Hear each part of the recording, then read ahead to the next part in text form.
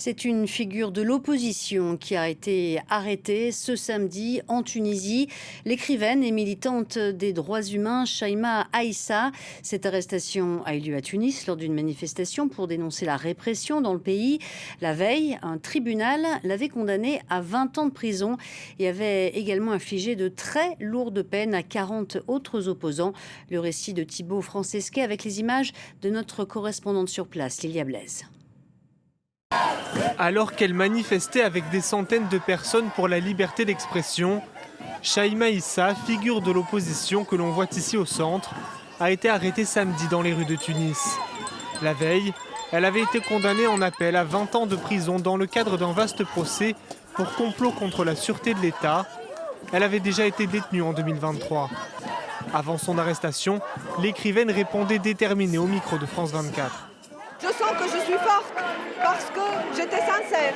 J'ai dit non au coup d'État, j'ai dit non à tout ce qui est en train de se passer en Tunisie en ce moment. Cette dérive autoritaire, j'étais parmi les premiers et les premières à dire non. Et jusqu'à là, même 20 ans de prison, je ne vais pas cesser de dire non à Kais Saïed et non à la dérive. Que la Tunisie, c'est un pays démocrate, c'est pas un pays de dictature. Une quarantaine d'opposants ou personnalités de la société civile ont été condamnés en même temps qu'elle dans ce procès qualifié de politique par l'ONG Human Rights Watch.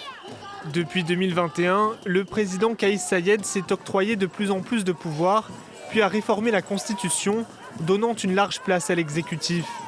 Il a été réélu en 2024 dans un scrutin marqué par l'abstention et la mise à l'écart de nombreux opposants.